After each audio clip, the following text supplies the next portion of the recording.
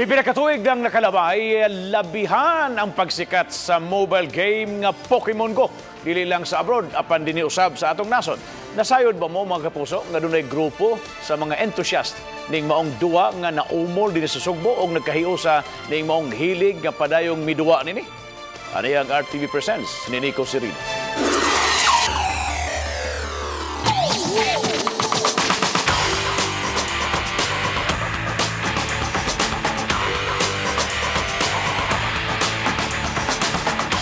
Sa Plaza Independencia sagad nga magkatapok ang mga mahiligon sa mobile game nga Pokemon Go.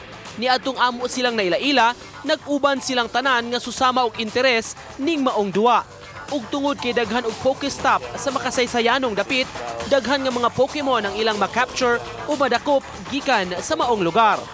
Silang tanan na busy sa ilang cellphone nga pamaagi sab matud pa pagpahungaw sa stress o kakapoy. Dini sa Sugbo, naumo lang usa ka grupo nga pupareho og interes ning maong duwa. Gitawag sila nga Pokemon Go Team Cebu Community. Ang mga miyembro gikan sa lain-laing background, trabahante, estudyante, negosyante o uban pa. Apan nahiusa tungod sa Pokemon. Na-develop gid siya ang kanang friendship labi na sa mga new members na kami itong mga bagong members. Then magdungan-dungan mo og lakaw, trade ay raids. Baktas-baktas sa Cebu. Ang game is addictive siya tungod sa pinakaunang bonding with the other members sa grupo. Makalipay gid siya. Kung edad ang hisgutan, usa sa labing senior nga mga miyembro ang magtiayon nga gokong. Nagnegosyo sila sa merkado apan matag adlaw muhapit gyud sa may plaza aron nga makaduwa. Ikan sa carbon kapoy paninda. Mo hapit yung Medis Plaza, niya mo duwa mi og kanang Pokemon.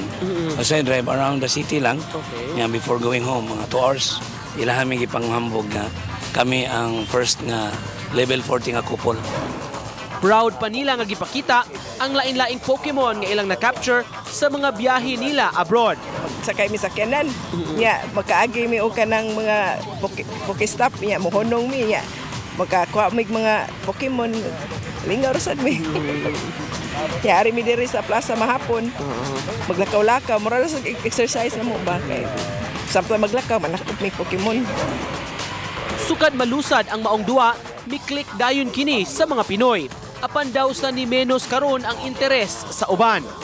There was a time that there was a decline in the game na naka-cause siya nga ang mga groups ning fall apart. So seek refuge man here tanan sa plaza because the game was like overrun by cheaters already. Nanaghan magbalik ang tao kay when the game started doing the raids, nanggawas man ang ubang players balik. Matud sa player nga mas nailang si Lucas, tungod sa game nahimo sab siyang mas mahigalaon labi na kay daghan sila ug maila-ila. If ma-change ang weather niya, mawala na pud ang value sa Pokemon. So munang managan gid mi. Sometimes nami kauban sa sakyanan ko, pag motor na nga to bahala na kayo bilhin imong gamit.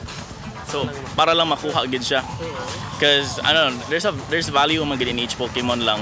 It's actually fun to know more people man. The game has made me more friendly compared to before. Sa gawa sa usa ka simbahan sa Osmeña Boulevard, mikuyog kami dihang mihimo sila og raid. Mao kini ang dungan nga pagsung sa usa ka lugar aron pagpangita og pagpakigbattle sa usa ka legendary Pokemon aron ilang nga mapildi.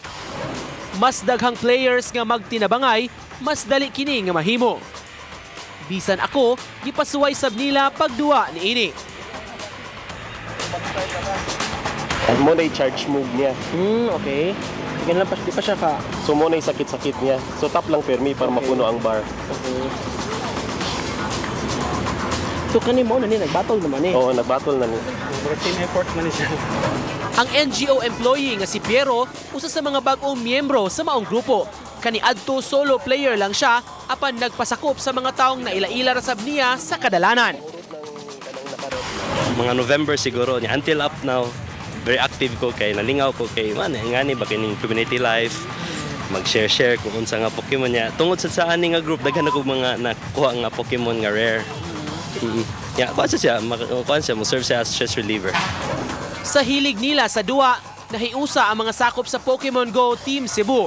Apan matud nila, daghan sab kini og nahatag.